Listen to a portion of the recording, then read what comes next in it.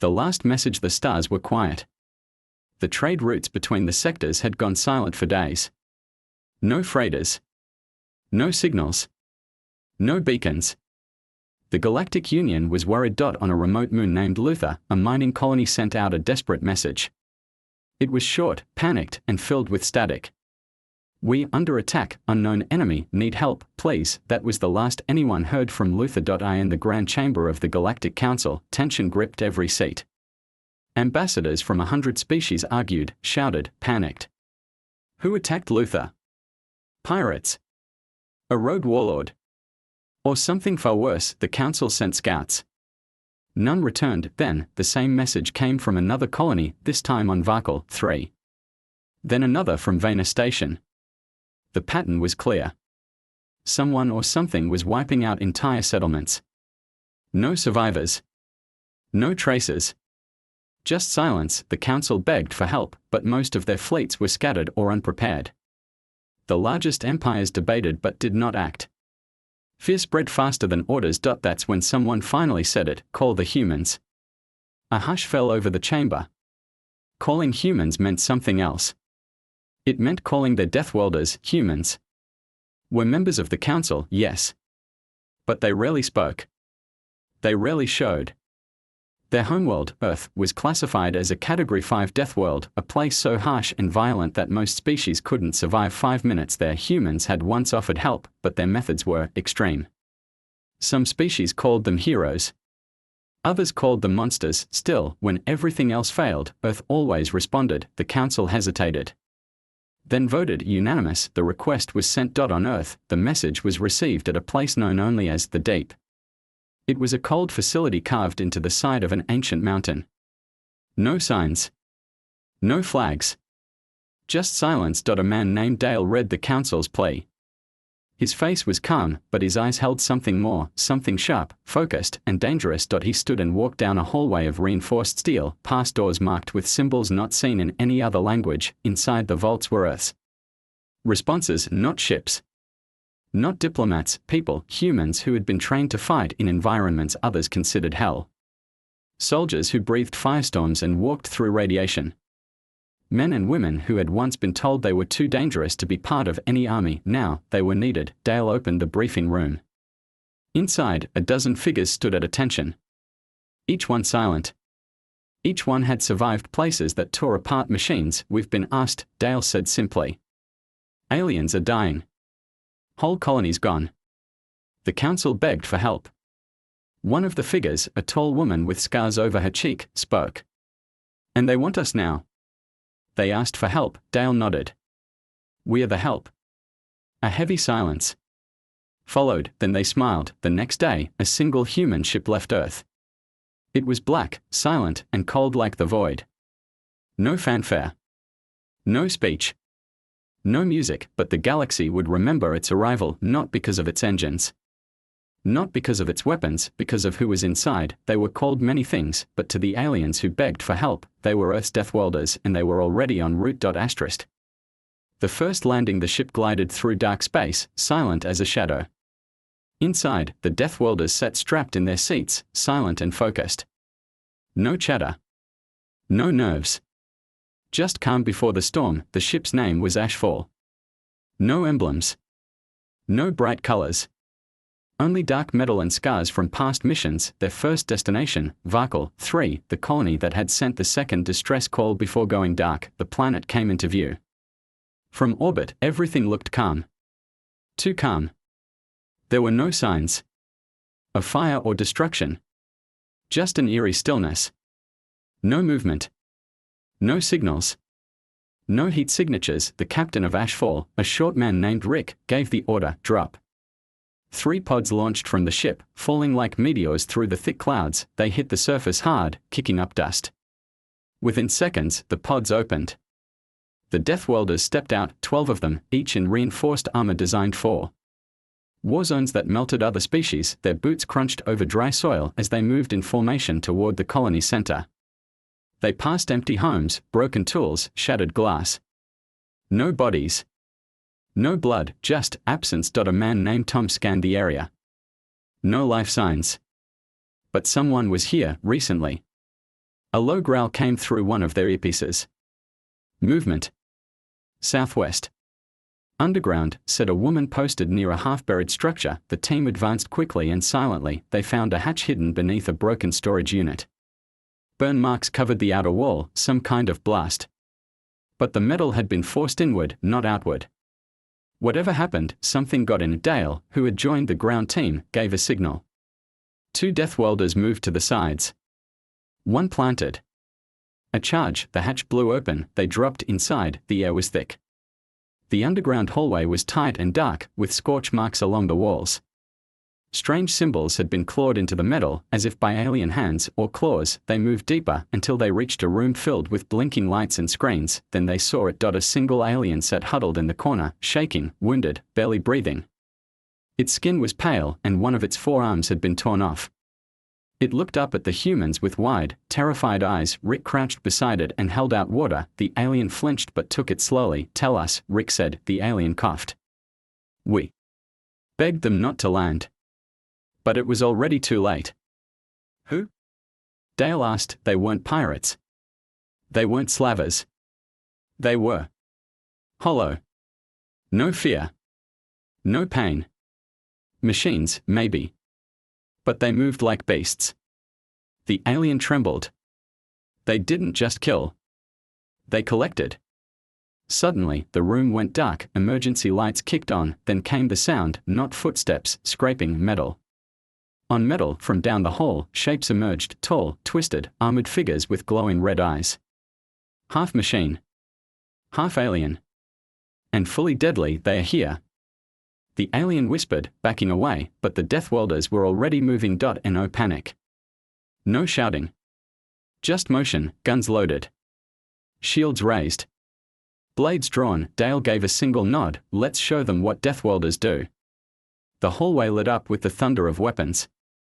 The enemy charged, fast and relentless, but the Deathworlders held the line. One of them, a large man named Jake, took a hit to the chest and kept moving, punching a creature into the wall so hard the metal bent. A woman flipped over 2 attackers and fired point blank into their cores. Within minutes, the threat was down, but they all knew more would come. Dale looked down at the shaking alien survivor. We came because you asked for help, he said. Then he turned to his team. But now it's war. Asterisk. What lurks beyond the stars? Ashfall's crew returned to orbit, bringing the alien survivor with them. He was the last known being from Varkal 3. The rest of the colony was gone. No survivors, no records, no clean data. Just destruction and silence. Inside the ship's briefing room, Dale stood before a holographic star map. Red dots marked every location the mystery attackers had struck. The pattern was expanding. They are not random, Dale said. They are following a route. Like they are sweeping the outer rim. The alien survivor, who called himself Lan, sat nearby, recovering. He spoke softly. They came from the edge of known space. From places we don't map. Places too cold, too dark. Where old machines go to die. One of the Deathworlders, a quiet man named Russ, looked at the map. What if they are not invading, but harvesting? Everyone turned toward him. Think about it, Russ continued. No messages. No prisoners. No broadcasts. They are not sending warnings or demands. They are just collecting data, tech, maybe even biomass. Lan nodded weakly. We called for help too late. I told them the humans would come, but they didn't believe me. Dale looked at his team. They will now. The council had received the first reports from Earth's Deathworlders. They were stunned and terrified. The enemy was more dangerous than anything the council had imagined. And only the humans had faced them and lived. One ambassador, a four-eyed being named Vel, stood and shouted, why didn't Earth tell us sooner? The human envoy, a calm woman with short hair and piercing eyes, replied without raising her voice, you called us after 10 colonies vanished. You waited. We didn't. There was silence in the chamber, then she added, now you'll watch how Earth responds. Back on Ashfall, Dale gave new orders. They would follow the route of destruction. They would go deeper than any scout dared. Find the origin. And, if possible, stop it. As they moved through the black void of space, the crew prepared, weapons were checked. Suits were upgraded. Maps were updated with paths through asteroid fields, abandoned wrecks, and ancient ruins. They passed by broken ships, some alien, some human, some unrecognizable. In one case, they found a drifting station that looked twisted, bent from the inside, as if it had tried to fold in on itself. No bodies. Just a single message etched into the wall with something sharp: don't follow the whispers. But the Deathworlders kept going. They reached the edge of known space, what the old maps called the shadow verge. It was here that the stars seemed to vanish. No signals. No sound. Just the hum of Ashfall's engine. Suddenly, the ship's alarms triggered. Something's here, Rick said. But it's not on radar. Dale frowned. Visual only. Rick nodded. The crew stared out the windows, and there it was. A ship. No, a thing. It looked like a ship, but its surface moved like skin.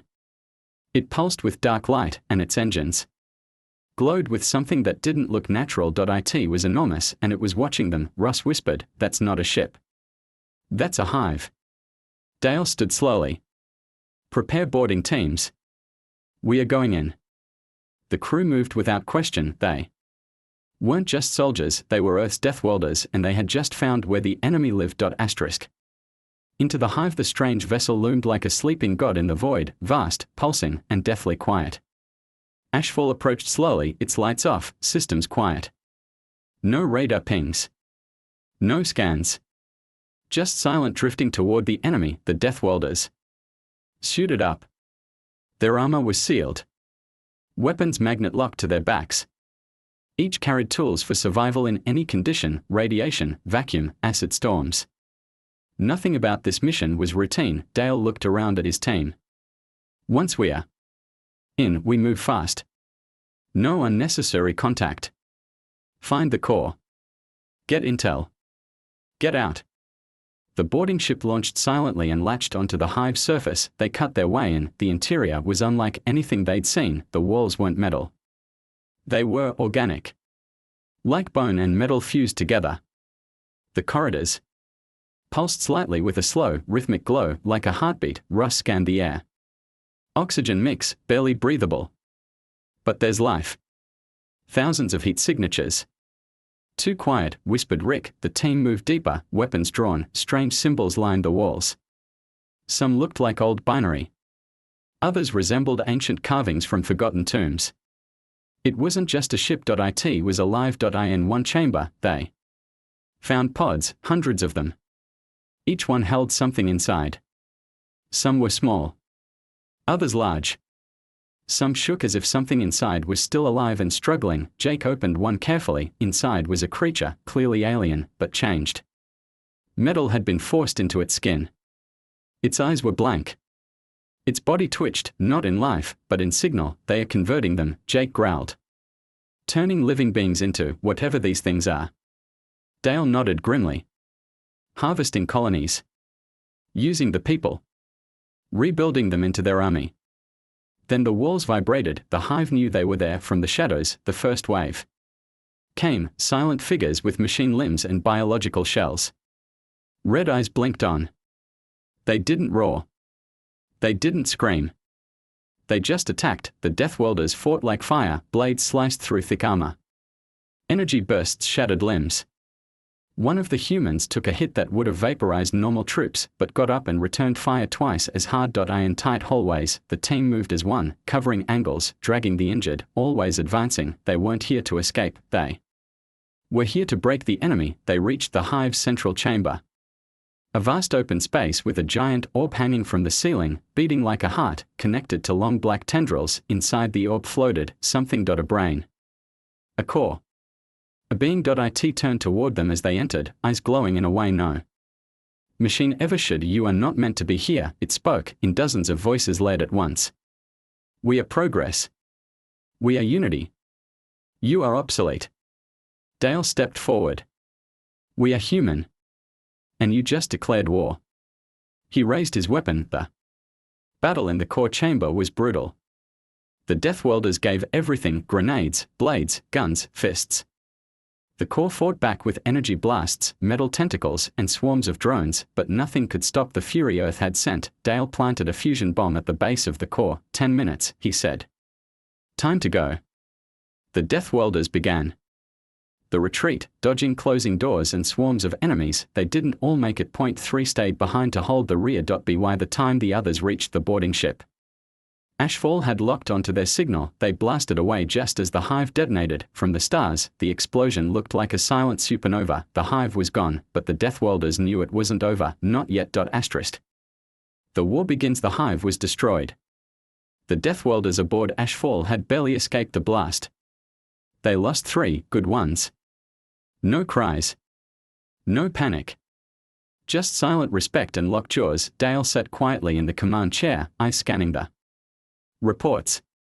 Their fusion bomb had torn the core apart, but the scan logs showed what they feared most: dozens more hives, all waking up, and they were moving toward inhabited space. The Galactic Council was stunned when Earth transmitted the footage, horrifying images of the alien machine hybrids, the fleshy hive corridors, and the twisted experiments.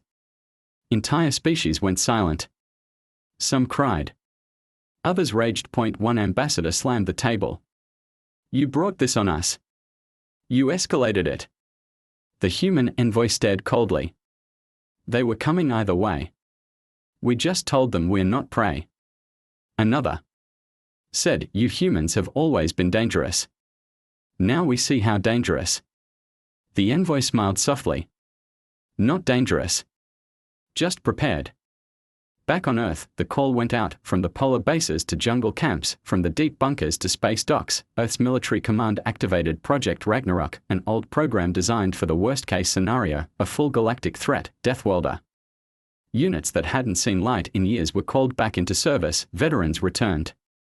New recruits volunteered. Earth didn't just respond. It prepared for war. On Ashfall, Dale met with the remaining squad. Repairs were underway. Bodies had been cremated. New armor was being printed. But morale remained solid. This is bigger than any colony, he said. They are not just taking territory. They are hunting something. Tom, running a scan, said quietly, they are heading for the core worlds. Ross narrowed his eyes. They are going to hit the council. Then we hit first, Dale said. The next mission was different, not stealth, not recon. An assault. The Deathworlders joined up with a second ship, Iron Howl, carrying another elite unit. Together, they made for a hive world, a planet fully converted into one massive living factory. Drones patrolled the skies. The atmosphere was thick with poison, but Earth's warriors didn't flinch. They launched in full drop pods, flaming across the sky like meteors of wrath. The first wave tore through defenses with shock cannons and sonic weapons. The second wave brought the Rael pain, Deathworlders with hammers, plasma swords, and fists that could break walls. The hive didn't stand a chance. One Deathworlder, a woman named MIA, charged a control tower alone. Her armor melted from acid rain, but she still reached the top, planted an overcharged grenade, and jumped out just before it exploded. Dale's team pushed into the heart of the hive world, planting charges at the fusion core beneath the surface. When they pulled out, Iron Howl's railguns opened fire, blasting chunks of the world into space. Within hours, the entire hive world was gone. A message had been sent. Back on Ashfall, Dale recorded one final transmission to the council. They begged for help. We answered. But make no mistake, this isn't a rescue anymore. This is a purge. Asterisk.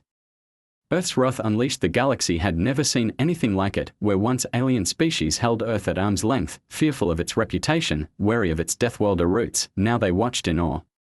News of the hive world's destruction spread faster than light. Colony networks broadcast one word: retaliation. But it wasn't just revenge. It was surgical. Earth launched its full response. Not just Ashfall and Iron Howl, but over 50 specialized units, stealth bombers, orbital artillery, infiltration teams, and cyber assault divisions. Deathworlders led each front line, with human strategy coordinating from shadow command stations. Buried in asteroid belts and under alien oceans, for the first time in galactic history, an enemy didn't just face resistance. It faced the full wrath of a Deathworld species. Dale stood on the command deck of Ashfall, watching the unfolding war. Map. Red dots, enemy hive signals, were vanishing one by one. But the central signal, the source of the hive network, remained deep in the galactic dark zone. He tapped the console. Set course for the source. As they flew, a strange signal reached them. A broadcast. Weak. Fragmented. Repeating every hour. Help. I am not one of them. Please. The voice was human, but not from Earth. Tom cleaned the signal and traced it, a colony ship. Registered as Hope's Edge. Vanished 2 decades ago. Dale's eyes narrowed. That ship never made it to its destination. Russ nodded. Maybe. It didn't crash. Maybe it was taken. The crew voted. Unanimous, they would investigate. The ship drifted near a dying star, caught in its fading light. Burned on one side, frozen on the other. Ashfall docked carefully. The team entered with weapons ready. Inside, the ship was dead quiet. Lights flickered. Walls were scorched. Yet it still had breathable air. They moved carefully, hall by hall, room by room. Then they found her. A single human girl, barely 20, standing in a room filled with drawings, strange symbols mixed with old Earth language. She turned slowly, eyes tired but focused. "You're real," she whispered. "I thought I was the last." Her name was Lyra. She had been a technician on Hope's Edge. The ship had been ambushed by the Hive before the war even began. Her crew had been taken, one by one, over months. Converted. Modified. Broken. She had survived by hiding in maintenance tunnels, using power tricks and emergency rations to live. But what shocked the Deathworlders was what she had learned. "I hacked into their network," she said. "Their leader, it's not a single mind. It's a library. A database. It grows with every being it captures." She held up a data chip. "I copied its root code." Back on Ashfall, Dale stared at the chip in his hand. "If this is real," Lyra nodded, "it's their seed. If you upload this into their next Hive world's core, it will start a recursive wipe. A system collapse. It'll turn their logic against itself." Rick looked at her. "A virus?" She nodded. "A human one." Dale turned to his crew. "Then that's the mission."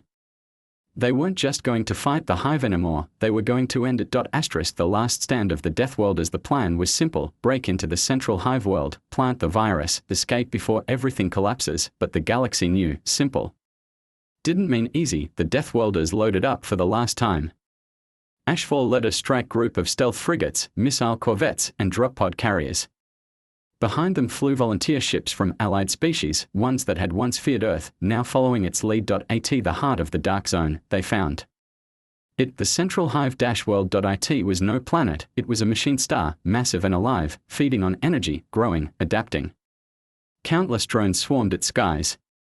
Weapon platforms dotted the orbit. Tentacles of metal reached into space. It was the source, and it had been waiting. The fleet charged and missiles streaked across the void. Drones filled the skies.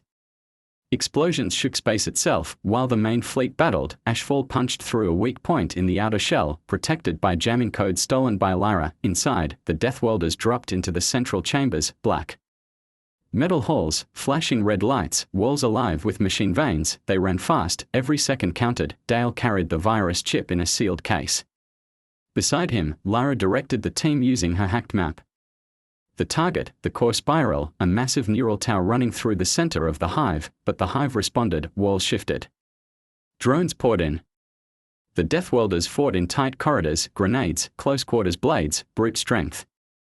Every meter cost them something. One by one, they fell, but they kept pushing forward. At the base of the core spiral, a blast door blocked the path. Russ stepped forward, planting the last explosive in his kit. He looked at Dale.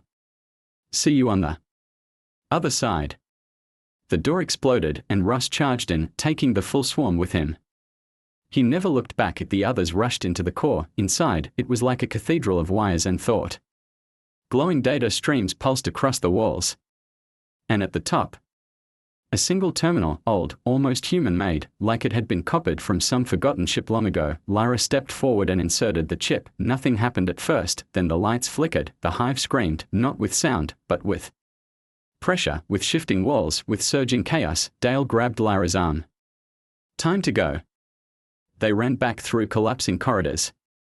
Drones crashed into walls, confused and turning on each other.